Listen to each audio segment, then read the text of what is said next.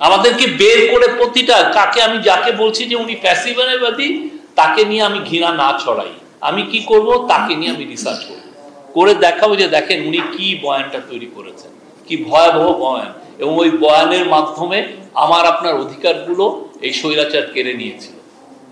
আমার তো মনে আছে যে গুম নিয়ে হচ্ছে, গুমের যারা দাঁড়াচ্ছেন ইয়ে নিয়ে কি যেন পোস্টার নিয়ে দাঁড়াচ্ছেন তাদেরকে নিয়ে হাসাহাসি হয় নাই ফেসবুকে? ওই লোকগুলো কি চলে গেছে নাকি? বা জঙ্গি যে ইয়ে, আমরা অনেকেই জানতাম যে নাটক হচ্ছে, আমাদের মধ্যে কেউ কি এই জঙ্গি যে নাটক হচ্ছে এটা, এই যে জঙ্গির যে ইয়ে, এটা নিয়ে কি আমরা সত্যিকার অর্থে আমাদের ফেলুর গুলো কি ছিল? আমাদের ফেলুর ছিল, আমার ফেলুর ছিল, আমাদের সবার ফেল, আমাদের এটা একটা কালেকটিভ ফেলুর ছিল। আমরা এমনই ভয় পেয়েছি যে ও গভর্নমেন্টের বয়ান, র্যাবের বয়ান ছাড়া আমরা এর থেকে বেরিয়ে হতে পারি নাই, কারণ আমাদের একটা অফিসিয়াল বক্তব্য দিতে হবে। অফিসিয়াল বক্তব্যের বাইরেও তো অনেক বয়ান ছিল, সেটাকে আমরা সত্যিকার অর্থে চেষ্টা করেছি সেই বয়ানকে আনার জন্য। তো এই যে কালেকটিভ যে আমাদের যে ফেইলুর, এই যে কত রকমের ফেইলুর, এবং শেষের দিকে আসছে দেখেন একদম লাস্ট মোমেন্টে জুলাই অগাস্টে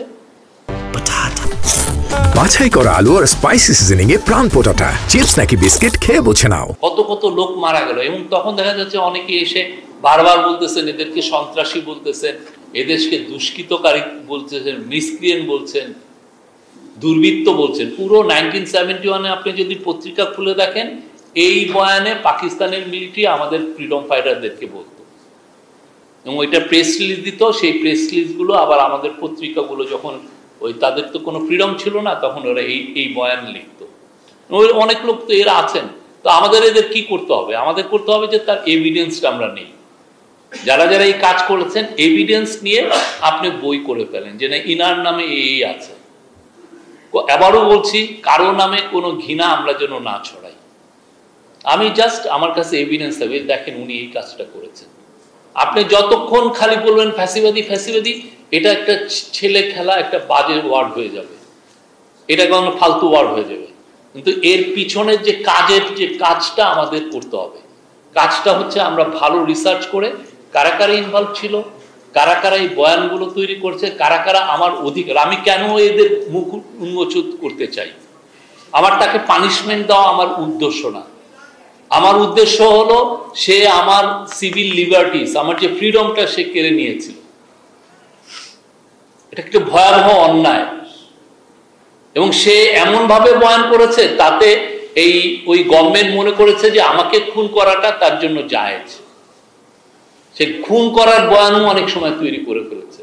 আমার মনে আছে একটা পত্রিকা লিখছে হেফাজতের, ওরা যখন ইয়ে হচ্ছে তখন লিখছে যে এটা অ্যানশিয়েন্ট এনিম্যালের সাথে তুলনা করছে হেফাজতের এদেরকে।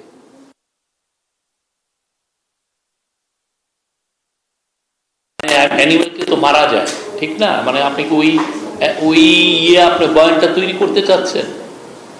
তো এগুলো তো রিসার্চের বিষয়। আর সবচেয়ে জার্নালিজম একটা খুব ভালো জিনিস হচ্ছে এই বিষয়গুলো আছে, পত্রিকাগুলো আছে, আপনি পত্রিকাগুলো রিসার্চের মাধ্যমে করতে পারবেন।